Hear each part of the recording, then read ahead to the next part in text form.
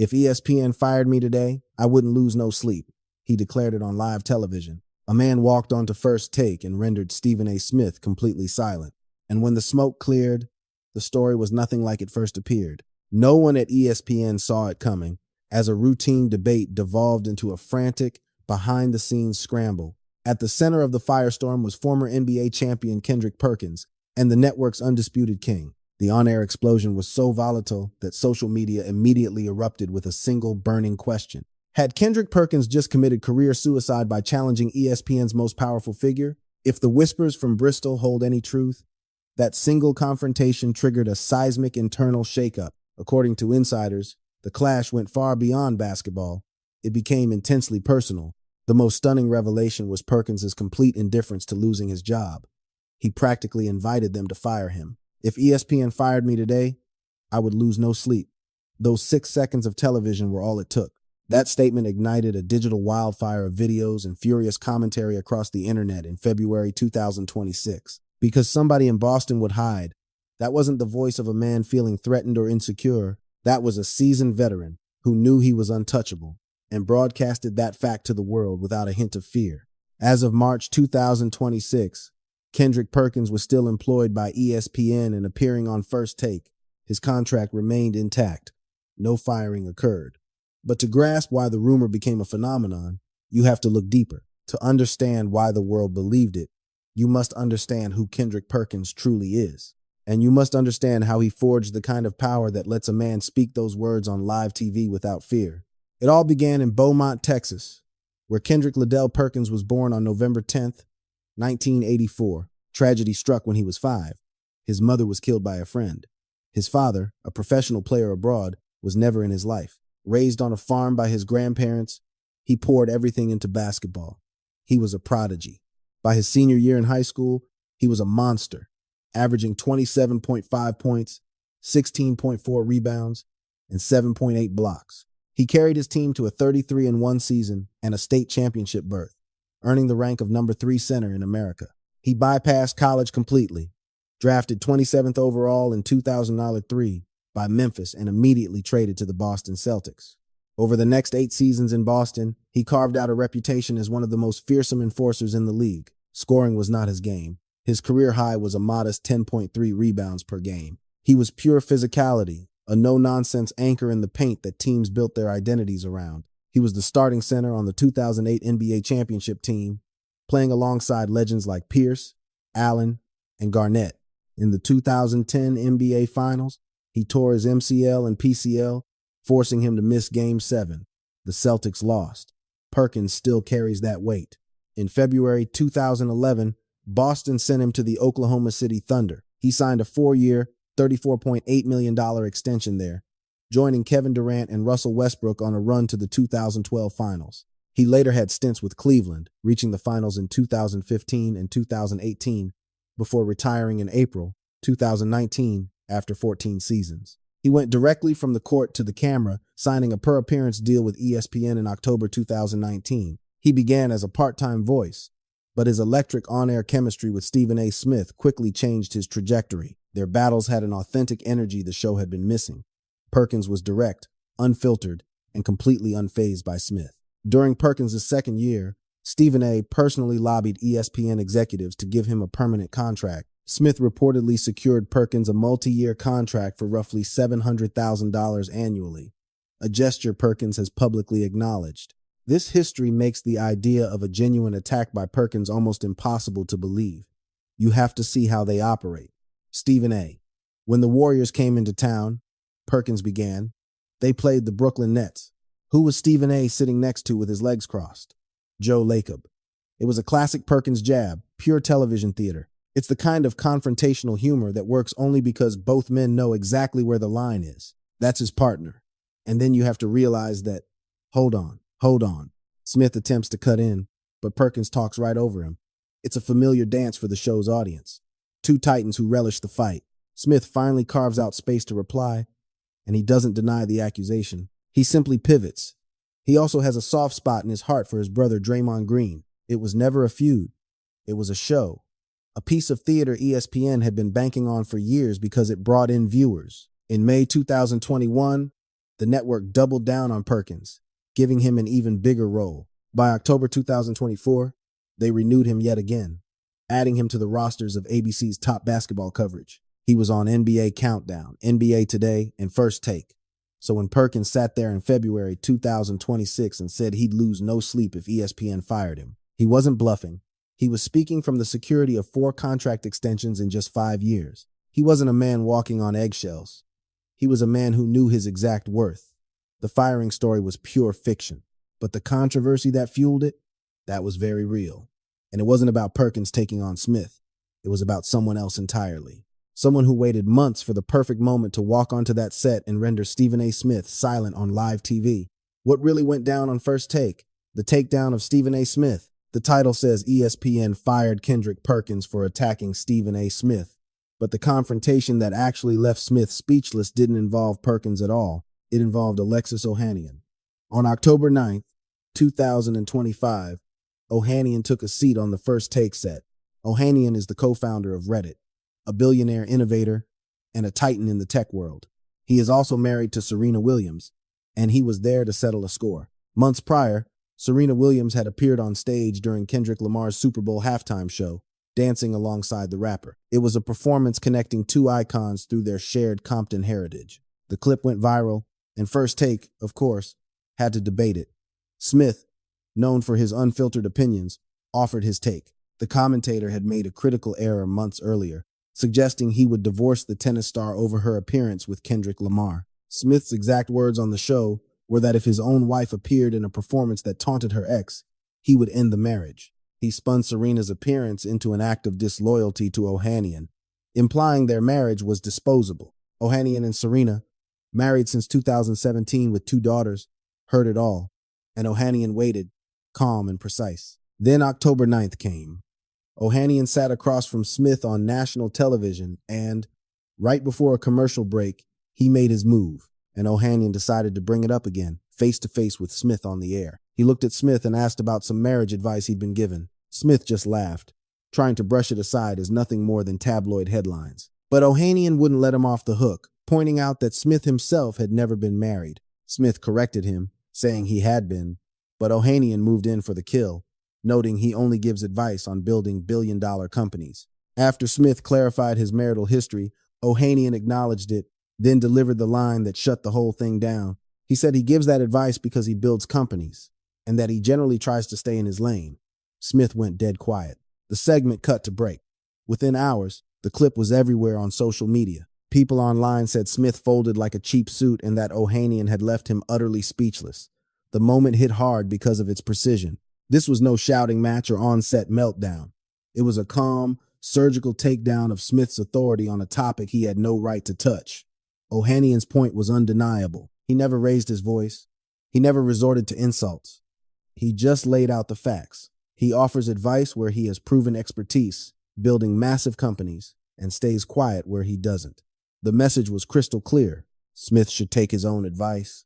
At the time of his comment, Smith had injected himself into the marriage of a celebrated black couple, and he had suggested divorce was a reasonable response to a halftime show that had zero to do with disloyalty. The context Smith either missed or ignored was that Serena was invited to perform for a simple reason. Like Kendrick Lamar, she is a legend from Compton, California. The appearance was never about Drake or a jab at Ohanian. It was a moment of cultural pride that Smith twisted into cheap drama for a hot take. Ohanian walked away having said all he needed to. No drama, no theatrics, just a quiet moment of accountability delivered live on the air for the world to see.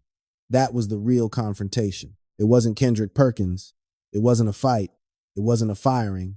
But the internet algorithm merged that story with Perkins's defiant quote, and the damage was done. The two events, Ohanian's takedown and Perkins's quote, happened so close together that the machine wove them into a single, false narrative. That story drove huge numbers online and was built on practically nothing. In reality, the list of things that have actually gotten Kendrick Perkins into trouble at ESPN is completely separate. And while the story about him being fired is false, his real controversies are well documented, confirmed, and in one case, even led to a public apology from the network itself. Stephen A. Smith has been ESPN's highest paid star for years. His salary is reportedly north of $25 million a year, with some estimates putting it even higher. He doesn't just host First Take, he is First Take. For ESPN, his scandals weren't a problem. They were the entire show. But these firestorms went beyond sports, touching on victim blaming, cultural attacks, and body shaming. The list was long, starting with Ray Rice in July 2014. The NFL was in turmoil after a video showed the star running back knocking his fiancée unconscious. TMZ's leak forced the league's hand. Rice was suspended indefinitely. On air, Smith condemned the act, then suddenly shifted his focus. He began speaking about the women in his own family and a lifelong lesson he had taught them. His advice was simple: don't do anything to provoke a man to violence. He was telling women to avoid being beaten. He argued that by the time law enforcement or family arrived to help after an assault had occurred, the damage was already done. The message placed blame on the victim, and the public outcry was immediate. His co-host, Michelle Beadle, publicly stated she wouldn't work on a show that allowed a man to blame a woman for being assaulted. ESPN suspended him for 1 week, a rare punishment for on-air talent. He returned to a bigger paycheck. Then came Shohei Ohtani in July 2021. That summer, Ohtani was a phenomenon, the most dominant two-way player baseball had seen in a century. He was an all-star sensation who was also Japanese and spoke through an interpreter during interviews.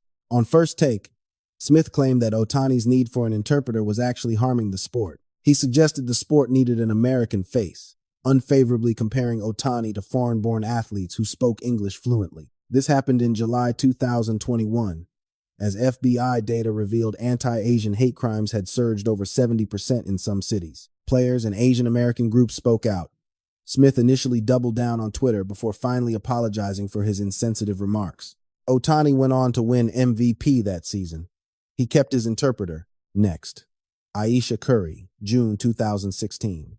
When her husband Steph was ejected from the NBA Finals, she tweeted her frustration at the referees. Smith's on-air response wasn't about the bad call. It was a lecture on how an NBA wife should act, holding up LeBron's wife, Savannah, as the ideal. He presented Savannah as the perfect model of a wife who knew her role, praising her for staying quiet and never seeking attention. Ayesha fired back online, and social media exploded. No suspension followed. Next, he targeted LeBron James and his son Bronny in 2025. Smith had relentlessly criticized LeBron's push to get his son Bronny into the NBA. But then he took it a step further. He questioned LeBron's motives as a father on national television, framing a choice by LeBron to leave social media. Smith claimed LeBron's exit was a reaction to Bronny's struggles, not his own media scrutiny, pleading with him as one father to another. "Stop this," he urged, stating plainly that Bronny was only in the NBA because of his dad and didn't belong there yet. LeBron confronted him courtside. Smith later admitted on the air that the two men truly disliked each other.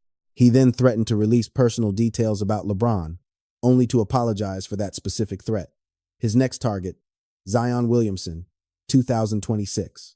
Most recently, he attacked Zion Williamson's weight, comparing his eating habits to a full-blown addiction. He declared on air that Zion's problem was a food addiction, just as serious as alcoholism or drug dependency. The New Orleans Pelicans' social media fired back, using Smith's own sound bites against him in a viral clip. Smith retorted that he was more popular than anyone on their roster besides Zion. The result was no discipline, just more engagement and more views for his show.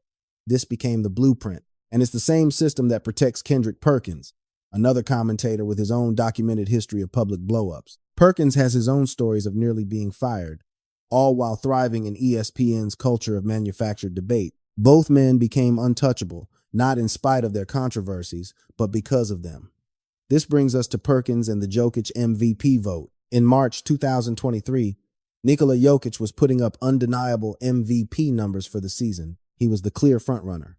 On First Take, however, Perkins brought up a statistic going back to 1990. He pointed out that only 3 MVPs since then had won the award without being a top 10 scorer: Jokic, Dirk Nowitzki, and Steve Nash. He then posed a loaded, unanswered question. What did these 3 players all have in common? He told the panel to let the idea marinate. Then, he stated as a fact that 80% of NBA MVP voters are white. Co-panelist J.J. Redick pushed back immediately, accusing him of implying that white voters are racist and favor white players. Redick was blunt. "That is exactly what you implied, Kendrick Perkins." Perkins denied it, insisting he was only stating facts. On another network, Charles Barkley weighed in. Barkley wondered if Perkins actually knew the numbers or if he just pulled 80% from thin air. The NBA lists about 100 voters annually, but the panel was far more diverse than he claimed. The next day, host Molly Karam had to clean it up live, saying she needed to correct the show. She admitted the panel was far more diverse than what Perkins had portrayed. She said they wanted to correct it. Perkins stayed silent while ESPN apologized for him. He kept his job, and then the Barkley feud ignited. It started when Barkley called him an idiot over a trade take. Perkins fired back, calling Barkley old and daring him to say it to his face as the war raged for months. He attacked TNT's coverage. Barkley and Shaq simply dismissed him as a nobody. It was a network war disguised as a personal beef, which Michael Wilbon ended with a group text. Barkley's message read, "Big Perk, you are doing an outstanding job. We shouldn't fight. Let's meet at the finals." Perkins announced the truce on air. Smith hailed Wilbon as the godfather who had brokered the peace. The two sides moved on. A critical truce as the NBA crew was moving to ESPN. But his biggest firestorm yet came in 2025, sparked by a Bill Russell comparison. While debating greatness, Perkins dropped a bombshell quote around the 56-minute mark. He said everyone faces adversity, noting back then it was racism and death threats. But he claimed that battling social media hate as a player was equally tough mentally. He had just equated online trolls with the trials faced by the legendary Bill Russell, a man who faced death threats and segregation. The clip exploded for 1.8 million views. Announcer Eddie Johnson shot back, "Someone get Kendrick a civil rights book, please." Kevin Durant's reply was 2 words, "Bad take." Yet, ESPN issued no discipline. It wasn't on their air, but it fueled rumors he was on thin ice. Rumors that proved false. The hot takes continued. In January 2025, he declared Steph Curry wasn't an all-star. That clip blew up. In February 2026, after Wembanyama scored 29 points, Perkins compared himself to the Phenom live on television, saying that, like him, he goes left when everyone else goes right. The internet hated it, and the firing rumors began. Social media called it a confession of instability. YouTube saw clickbait headlines and fake videos. They recycled clips and invented drama, claiming Smith was secretly plotting his downfall. It was all fiction. The truth was, ESPN had just renewed his contract months earlier. So why the rumors? Because ESPN is known for firing people in massive, constant waves. But a closer look at who gets cut reveals a story the clickbait completely ignores. The bloodletting started in 2015 with 350 behind-the-scenes jobs cut for saving. The cuts were operational staff. None of the major on-air stars were touched. But in 2017, the on-air talent purge began, taking out about 100 personalities. Experts like Jason Stark and anchors like Sarah Walsh and Jay Crawford were gone. College analysts were cut too, as ESPN blamed over 10 million lost subscribers. In November 2020, the network announced 500 positions were being eliminated. It was the biggest cut in their 41-year history, and it crushed the production staff. The pandemic had changed everything. Then came 2023, the round that shocked everyone. On June 30th, 2023, ESPN fired roughly 20 huge on-air stars in a single day. Jeff Van Gundy, Jalen Rose, Max Kellerman, Keyshawn Johnson, Todd McShay, Suzy Kolber. After 27 years, Steve Young was gone. The official reason was simply cost savings. Massive commentator salaries were the easiest target. The next cuts were smaller but still public. Analyst Zach Lowe wasn't renewed. Robert Griffin III was let go, and Sam Ponder lost her role. Shannon Sharp's exit, though complicated, fit the same pattern of cost-cutting. Now look closely at who survived every single round of cuts. Stephen A. Smith and Kendrick Perkins. When the axe fell, they endured. While legends were cut, they both kept their seats on First Take. It wasn't about controversy. The cuts were about bleeding subscribers, a collapsing cost structure, and the brutal shift to streaming. ESPN was simply executing Disney's command to slash $5.5 billion from its global budget. The math was cold and simple. A huge salary and a massive audience meant you were safe. A huge salary with a merely decent audience meant you were gone. Smith pulls gargantuan ratings. Perkins ignites furious engagement. By the network's own brutal calculus, both men were worth every penny. The idea that a controversial clip, however toxic, even one sparking 1.8 million views worth of backlash, could lead to a firing reveals a deep ignorance of how Bristol operates. The network apologized for Perkins' comments on Jokic's voting and he remained on air. That was the real story. In March 2026, the buzz wasn't about firing, it was about hiring. ESPN poached 6 seasoned journalists directly from the Washington Post: Kent Babb, Kareem Copeland, Chuck Culpepper, Robert Klemko, Tom Shad, and Ben Strauss. After the Post eviscerated its own sports division, ESPN's president boasted the move cemented them as the leader in sports news. That isn't the move of a network cleaning house. The Perkins fired narrative is just a tired, predictable play. First, a viral clip of Perkins provoking the masses. Then comes the social media firestorm. YouTube channels then monetize the outrage, slapping a fired thumbnail on a video that only whispers hypotheticals. And then, silence. Nothing happens. Perkins knew precisely the chaos that line would unleash. He's seen the profitable cycle countless times. The clips get views, the outrage gets clicks, and on Monday, Perkins is right back in his chair. The man who actually silenced Stephen A. Smith wasn't Kendrick Perkins. It was Alexis Ohanian, who calmly said he builds billion-dollar companies and stays in his lane. Smith was left stammering about headlines, utterly defeated. Ohanian walked off, his point made with surgical precision. That is the truth. Perkins remains at ESPN. Smith remains at ESPN. And the outrage machine that spins every argument into a firing scandal keeps roaring because it works.